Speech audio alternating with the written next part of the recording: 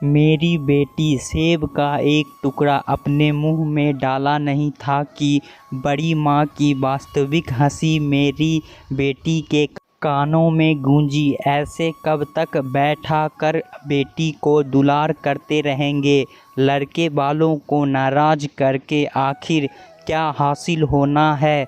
जिस घर के वंश को ये जन्म देने वाली है वही लोग मुंह मोड़े बैठे हैं। अंततः सब यही कहेंगे कि मायके वालों के सह पर यह लड़की ढीठ बनी बैठी है। बड़ी माँ मेरे पापा से कह रही थी। मेरे हाथों से सेब छूट कर नीचे गिर गया। मैं वहीं धम से कुर्सी में धंस सी गई। आंखों में आंसू की धारा बह निकली। पापा हर रोज दफ्तर से आने के बाद एक सेब अपने हाथों से मुझे पकड़ा देते और मैं खुशी खुशी खा लेती थी। इन दिनों मेरी तबीयत अच्छी नहीं रहने के कारण माँ पापा का पूरा ध्यान मुझ पर ही लगा रहता था। आज बड़ी माँ की बातें सुनकर दिल में एक हुक सी उठी थी। मैं तड़प कर रह गई थी। वैसे तो बड़ी माँ को बड़बोलेपन की आदत थी, पर आज वह कुछ गलत तो नहीं कह रही थी। ससुराल वाले के साथ साथ पति भी मुझसे मुंह फुलाए बैठे हुए थे। हर रोज़ दोपहर 2 बजे डाकिया के आने का समय था। मैं किसी तरह सबकी नज़रों से खुद को बचते बचाते छत पर जाती। चिट्ठी की राह देखते देखते मेरी आंखें पथरा गई थी। कल मेहमान घर का दामाद के चिट्ठी जरूर आई बिटिया। सुरेश काका घर के पुराने सेवक मेरी मन की तरफ को भली भांति समझते थे।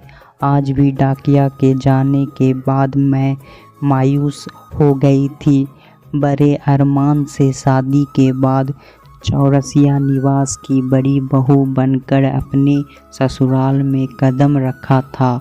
मायके की प्यारी दुलारी बेटी को इतना आभास तो ज़रूर हो गया था कि ससुराल वालों को खुश रखकर ही वह अपने पति को खुश रख सकती थी। पति की नौकरी दूसरे शहर में थी।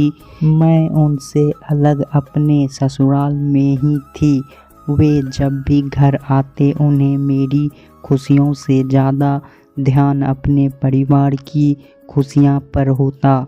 किसे कैसे खुश रखना है, तरह तरह के टिप्स मुझे उनसे ही मिलते थे। मैं अपने पति की कसौटी पर खरा उतरने की हर संभव प्रयास करती। मैं किसी की उम्मीदों पर खरी उतर नहीं, पर खुद उम्मीद से थी। हाँ, मेरे अंदर एक नन्ही जान पलने लगी थी। सुनकर घर में खुशियों की लहर दौड़ गई थी। इतनी जल्दी माँ बनने की खुशी से कहीं ज़्यादा चिंता मुझे लोगों की कसौटी पर खरे उतरने की थी। मैं अपने ही मन की उलझनों में घिरती जा रही थी। फलस्वरूप मैं बीमार रहने लगी थी। जब मेरे पापा मुझसे मिलने आए, मैंने उनके मायके जाने की इच्छा जाहिर की। मेरे पापा ने मुझे अपने साथ ले जाने के बारे में मेरे सास ससुर से बात की। उन लोगों ने मुझे जाने इजाज़त तो दे दी, पर जल्दी वापस आ जाने के शर्त पर मैं अपने पापा के साथ अपने मायके चली आई। मेरे सपनों का घर जहां कोने कोने में खुशियां बिखरी थी। मायके आकर मेरा रोम रोम प्रफुल्लित था। माँ के गले लगकर मुझे बहुत सुकून मिला। भाई बहनों से मिलकर मेरी आंखें भर आई थी। सबके साथ समय कितनी जल्दी पंख लगाकर उड़ गया, कुछ पता ही ना चला। ससुराल जाने का समय बहुत नज़दीक आ गया था। अचानक मेरी तबीयत बहुत खराब हो गई। तेज बुखार के कारण मैं बहुत कमज़ोर हो गई थी। मेरे ससुराल वाले ने जो मेरे जाने का दिन तय किया था, उस निश्चित तिथि पर मेरे पति मुझे लेने आए थे। मेरे खराब स्वास्थ्य को देखते हुए पापा ने मुझे मायके में ही रोक लिया और मेरे पति से दोबारा आकर मुझे ले जाने की गुजारिश की। उस समय तो मेरे पति फिर आने का वादा कर लौट गए, पर मेरे सास ससुर तय समय पर मुझे नहीं भेजने के कारण मेरे माँ पापा से बहुत नाराज़ थे। उनकी नाराज़गी इतनी बढ़ गई कि मेरे माँ पापा या मैं उन्हें आने के लिए पत्र लिखते रहे, पर मुझे लेने के लिए कोई भी नहीं आया। हमारे पत्र का जवाब देना भी किसी ने मुनासिब नहीं समझा। अब तो पत्र की राह देखते देखते मेरी आंखें भी थक गई थी। उन लोगों की बेरुखी के कारण ही आज बड़ी माँ को यह सब सुनाने का मौका मिल गया था। क्या हुआ, तुमने सेब नीचे क्यों फेंक दिया? माँ ने स्कूल से आकर पूछा तो मैंने रोते हुए कहा, मुझे ससुराल जाना है। अचानक ससुराल जाने की बात क्यों कर रही हो? मैंने तुमसे सेब नहीं खाने का कारण पूछा था, माँ ने कहा तो मैं चुपचाप रोती रही। जब पापा ने आकर माँ को बड़ी माँ की बात बताई तो माँ मुझसे कहने लगी, उन्हें तो फिजूल में बोलने की आदत है, तुम उनकी बातों पर ध्यान ही मत दिया करो। मैं तो दिन में स्कूल चली जाती हूँ। माँ स्कूल में अध्यापिका थी, जिसे जो मुंह में आता है मेरी बिटिया को बोल कर निकल जाता है। माँ ने प्यार से मेरा सिर सहलाते हुए कहा, पर मेरे आंसू थमने के नाम नहीं ले रहे थे और मैंने बस एक ही रट मुझे ससुराल जाना है लगा रखी थी। थक हार कर पापा ने मेरे सास ससुर के पास गिड़गिड़ाते हुए एक चिट्ठी लिखी, मैं अपनी गलतियों के लिए आपसे क्षमा मांगता हूँ। कृपया आकर मेरी बिटिया और अपनी बहू को ले जाएं। पापा की गलती सिर्फ इतनी थी कि उन्होंने अपनी बीमार बिटिया को कुछ दिनों के लिए अपने पास रोक लिया था। मुझे आज भी वह दिन याद है जब मेरे ससुर जी ने पापा को जवाबी खत लिखा था। अभी हम लोग गांव आए हुए हैं। 2 दिन बाद हम ट्रेन से कोलकाता जा रहे। आप अपनी बिटिया को लेकर स्टेशन पहुंच जाएं, हम वहीं से उसे साथ ले लेंगे। मेरे ससुर जी का जवाबी खत पाकर माँ पापा बहुत खुश थे। घर में मेरे जाने की तैयारियां शुरू हो गई थी। मैं धीरे धीरे अपना सामान समेट रही थी। मेरा मायका छूट रहा था, पर इस बार मुझे ससुराल जाने की कुछ ज़्यादा जल्दी थी। बड़ी माँ की वह वास्तविक हंसी अभी भी मेरे कानों में गूंज रही थी।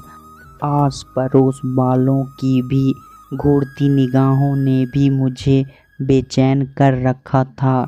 यूँ कहें कि इस बार मैं मजबूर होकर अपने ससुराल जाने के लिए बेताब थी। 2 दिन बाद मेरे माँ पापा मुझे साथ लेकर बनारस पहुँचे। थोड़ी देर में ट्रेन स्टेशन पर आकर रुकी। मेरे पापा अपने हाथों में मेरे ससुर जी के लिए तोहफे वाला कपड़ा लिए और मेरी माँ मेरी सासू जी के लिए उपहार स्वरूप साड़ी लिए। उनसे मिलने के लिए ट्रेन के अंदर घुसे। उनके पीछे पीछे मैं कुली के साथ सामान लिए चल रही थी। ट्रेन के अंदर पहुंचकर पापा ने मुस्कुराते हुए हाथ जोड़कर मेरे ससुर जी को कपड़ा थमाया और माँ ने मेरी सासू माँ को हाथ जोड़कर अभिवादन करते हुए उनको भी कपड़ा पकड़ाया। अरे इसकी क्या ज़रूरत थी? मेरे सास ससुर ने माँ पापा से उपहार अपने हाथ में लेते हुए कहा। फिर माँ ने खाने का डब्बा जो उनके लिए अपने हाथों से घर से बना लाई थी पकड़ा कर उसने ज़रूर खाने के लिए मुनहार की थी। मैंने वहां पहुंचकर सासू माँ और ससुर जी के पांव छुए। पापा जी कुली के हाथों मेरा सामान लेते हुए उन्हें पैसे देकर जैसे ही फ्री किया, ट्रेन ने खुलने का इशारा कर दिया। माँ पापा आंखों में आंसू लिए, नादान है मेरी बच्ची, इससे कोई गलती हो जाए तो अपना बच्चा समझकर माफ़ कर दीजिएगा, कहते हुए मेरे सास ससुर से विदा ले रहे थे।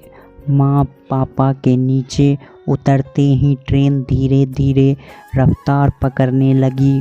मैं सूनी आँखों से अपने माँ पापा को जाते देखती रही। मेरा मायका छूट रहा था, मेरा मन रो रहा था, फिर भी चेहरे पर झूठी हंसी लाकर अपने माँ पापा को हाथ हिलाकर विदा कर रही थी। हृदय में असंख्य पीड़ा लिए फिर से दृढ़ संकल्प के साथ अपने ससुराल के लिए निकल पड़ी थी।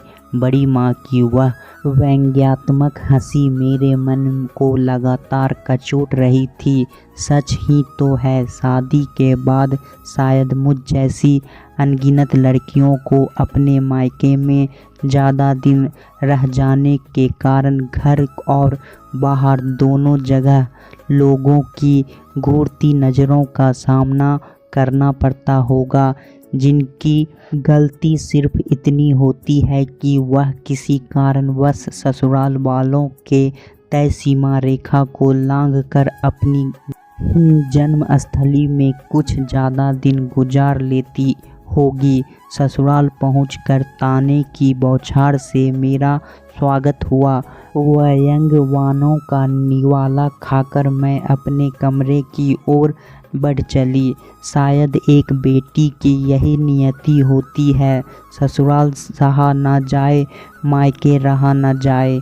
आज 25 सालों के बाद इतिहास अपने आप को फिर दोहरा रहा है। आज इस घर की लाडो मेरी अपनी बिटिया बीमार थी। मैंने अपने दामाद से मेरी नन्ही परी को बाद में ले जाने की गुजारिश की थी। मेरा दामाद आज खुशी खुशी अपनी पत्नी को इस घर से विदा करा ले जा रहा है। मुझे खुशी है कि अब पुरानी धारणाएं धीरे धीरे समाप्त होती जा रही है। अब पति पत्नी एक दूसरे की भावनाओं का बखूबी ख्याल रखते हैं। वर्तमान समय में सास ससुर भी अपनी बहू के साथ ज़्यादा सख्ती नहीं बरतते। समाज में आए इस खूबसूरत बदलाव से अब बेटियों के साथ साथ उनके माँ बाप खुली हवा में सांसें ले रहे हैं। वीडियो को लाइक शेयर सब्सक्राइब करना ना भूलें। धन्यवाद।